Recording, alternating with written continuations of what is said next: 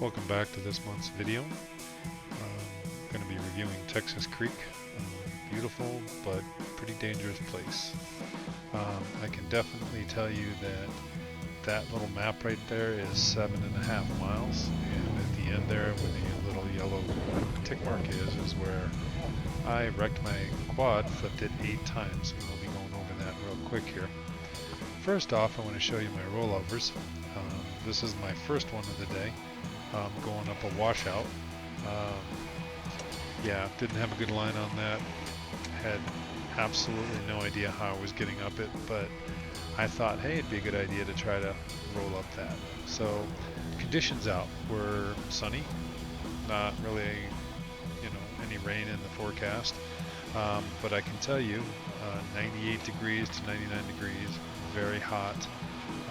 I was out there with exactly 4 bottles of water. Get yourself a Camelback, please. So first time using the winch. I can definitely tell you to please anchor to something that won't yank out of the ground. I was lucky enough that I did not have that happen, but I was close enough to get to this tree and pull the quad up here, as you can see. So one thing I can definitely tell you is physical condition. I didn't sleep very good the night before. Got maybe 5.5 hours of sleep, mixed with the heat. The fact that you guys can't hear it, but I'm pretty well panting pretty hard in this video. So I'm really tired, really hot. When you roll your quad over, it's not going to start. You got to let it sit and let the gas get out of it. So basically go sit under a tree, take a break, but don't think for 1 second that that machine's going to start back up.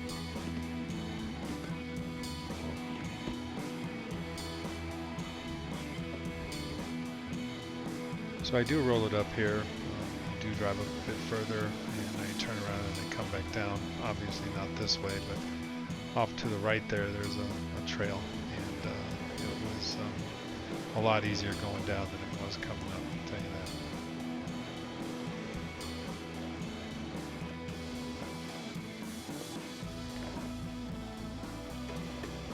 So you would think after that I would stop, and being stubborn, nope, wasn't going to do it. So I found a nice shaded area. I believe it's called Bull Gulch. It is a sheer drop off on the bottom and toward the bottom, and it one wrong move or one jam of the shoulder or jam on your quad, and you will go down that, and it's going to get a lot more hairy here in a minute.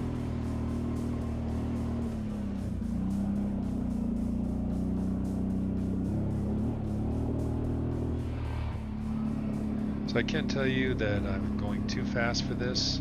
I've never been out there alone. This particular part right here, remember this spot, because it'll come up again in the video. This is where I decided to turn around and try to go back down forwards rather than backing down. But I will discuss that here more in a moment.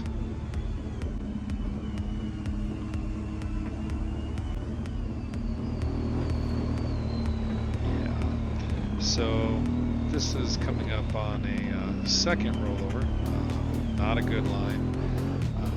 I hit the side, jammed my shoulder, quad rolled backwards and fell on top of me, or off to the side.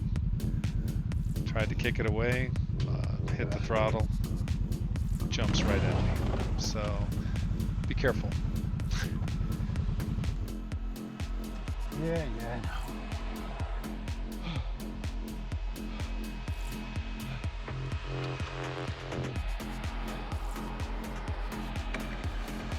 So I was able to get to a decent tree as an anchor. I was able to pull the machine up and get it upright.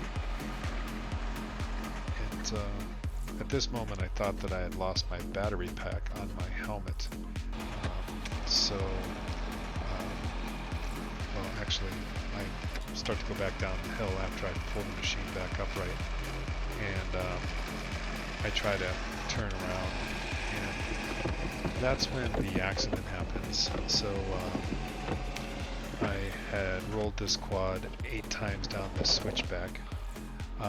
It threw me one direction, and it went end over end 8 times, 7 or 8 times down the hill. Here I am trying to start it again. Obviously, I didn't understand the first time. You can't start it.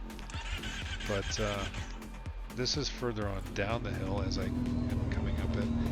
I don't have an actual video of it, but I actually go turn around right there, and you see how sheer it is there. And I whiskey throttle the accelerator, pops up in the air, throws, like I said, throws me one direction. The quad goes down that way, rolls 8 times. Here's the recovery crew, and yeah, they came out, got the quad out of there, but it was quite an undertaking. This is about a week later. As I was walking out of there, um, yeah, I almost died. I had severe heat stroke, and some people from Nebraska saved me. So shout out to those guys. If it wasn't for them, I wouldn't be talking to you now. So please be safe, and take all the precautions. Make sure you have enough water with you. Make sure you have an emergency locator beacon or at least a satellite phone. Thanks for watching. Be safe.